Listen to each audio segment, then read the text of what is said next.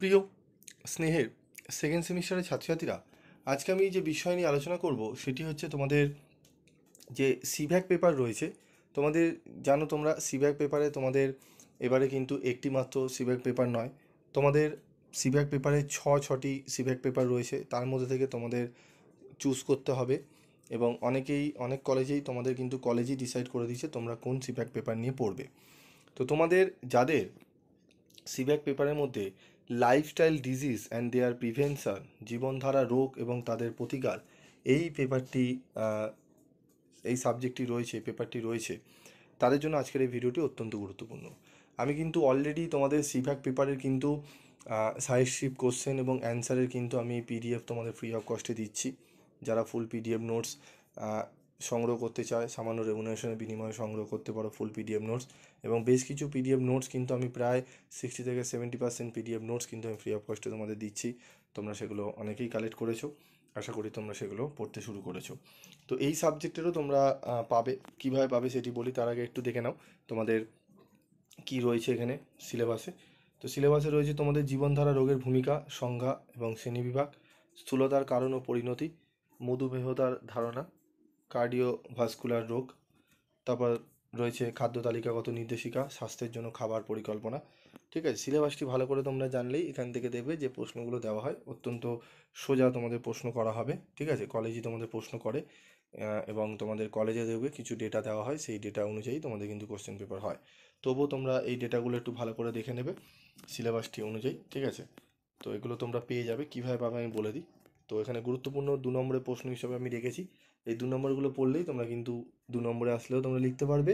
MCQ, ছোটো প্রশ্ন, filling the blank সবই তোমরা পারবে।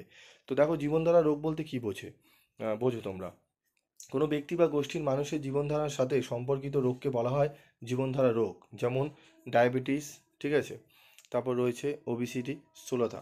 প্রাথমিকভাবে দৈনন্দিন অভ্যাস এবং আমরা যে পরিবেশে বাস করি তার কারণে যে অসংক্রামক রোগের সৃষ্টি হয় তাকে জীবনধারা রোগ বলে।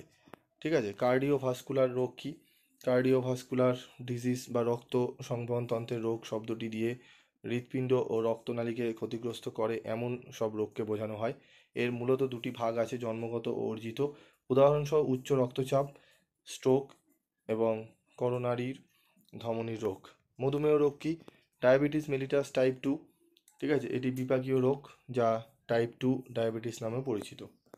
তারপর রয়েছে দেখো, রক্তে শর্করার আধিক্য, ইনসুলিনের কর্মক্ষমতা কমে যাওয়া ও শরীরে ইনসুলিনের আপেক্ষিক ঘাটতি প্রভৃতি এই রোগের বৈশিষ্ট্য। মধুমেহ রোগের 2টি কারণ লেখো।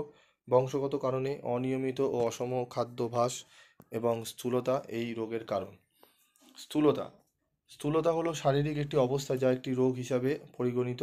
দেহে অতিরিক্ত চর্বি জমা হয়ে স্বাভাবিক ওজন থেকে অবেগেত অনেকটা ওজন বাড়াই এই রোগের প্রত্যক্ষ উপসর্গ। স্থূলতা রোগের 2টি কারণ: অপরিমিত খাদ্য গ্রহণ, অস্বাস্থ্যকর খাবার গ্রহণ, উচ্চ ক্যালোরিযুক্ত খাদ্য গ্রহণ, সঠিক সময়ে ঘুমের অভাব, ব্যায়াম না করা। জীবনধারা রোগ প্রতিরোধের 2টি উপায় উল্লেখ করো। নিয়মিত আপনার কোলেস্টেরলের মাত্রা নিরীক্ষণ করা, স্বাস্থ্যকর মাত্রা বজায় রাখা, হৃদরোগ এবং স্ট্রোকের ঝুঁকি হ্রাস করা। তো এরকম রয়েছে উত্তরগুলো। তোমরা এবার তোমাদের বলি, তোমাদের এই যে উত্তরগুলো দেখছো এগুলো তোমরা 2 মার্কসের রয়েছে, 1 মার্কসের রয়েছে। আমি একবারে তোমাদের ডেটা অনুযায়ী করিয়ে দিয়েছি, যেগুলো তোমরা পড়লে তোমাদের কিন্তু আইডিয়া হবে এবং এমসিকিউ আসলে একদমই তোমরা অ্যান্সার করে আসতে পারবে। এবং যদি 2 মার্কসেরও কোশ্চেন তোমাদের দেয় সেগুলো তোমরা পারবে। দেখো, এমসিকিউ রয়েছে, এমসিকিউ একবারগুলো দেখে নাও। দেখো, পর্যাপ্ত ঘুম না হলে কী ধরনের ঝুঁকি হতে পারে? ডায়াবেটিস, উচ্চ রক্তচাপ, স্থূলতা, উপরের সবকটি। উত্তরগুলো এখানে রয়েছে, তোমরা এগুলো পেয়ে যাবে। এখানে অনেকগুলো এমসিকিউ দিয়েছি আমি, ডেটা দিয়েই তারপরে কিন্তু এমসিকিউ রেখেছি ইম্পর্টেন্ট। ঠিক আছে, এই নোটস তোমরা মার্কেটে কোনো বইতে এরকম করে নোটস পাবে না, থরলি নয় এমসিকিউ পাবে, তার ব্যাখ্যা কিছু পাবে না। তো আমি এখানে টোটাল ডেটাগুলো তুলে নিয়ে তারপরেই কিন্তু তোমাদের আমি উত্তরগুলো এমসিকিউ আকারে সাজিয়ে দিয়েছি। ঠিক আছে, তো এগুলো তোমরা পেয়ে যাবে। কীভাবে পাবে একটু বলি। আমাদের যে পিভি স্টাডি ক্লাসের গ্রুপ রয়েছে সেই গ্রুপে যারা জয়েন রয়েছে সেই গ্রুপে তোমাদের এই পিডিএফ নোটস দিয়ে দেওয়া হবে, সেখান থেকে তোমরা কালেক্ট করে নেবে। যারা এখনও পর্যন্ত গ্রুপে জয়েন্ট হওনি তাদেরকে বলবো, গ্রুপে জয়েন্ট হতে গেলে তোমাদের অবশ্যই চ্যানেলটি সাবস্ক্রাইব করে পাশে থাকা বেল আইকনে ক্লিক করতে হবে। এবং তোমাদের এই ভিডিও ডেসক্রিপশনে একটি লিঙ্ক দেখতে পারবে, সাবস্ক্রাইব করার পর সেই লিঙ্কে ক্লিক করলে তোমরা সরাসরি তোমরা গ্রুপে জয়েন্ট হয়ে যেতে পারবে। তাই বলবো, তোমাদের পরীক্ষার সামনে তোমরা প্রত্যেকেই জয়েন্ট হও এবং সেখান থেকে তোমরা এইগুলো কালেক্ট করে পড়ে নিতে পারো। এবং যদি তোমাদের অন্যান্য সিব্যাক পেপারে যদি এরকম সাইজটি প্রশ্ন লাগে অবশ্যই তোমরা কমেন্ট করে জানাবে। আজকের মতো ভিডিওটি শেষ করছি, দেখা হচ্ছে পরবর্তী ভিডিওতে। সকলে ভালো থেকো, সুস্থ থেকো।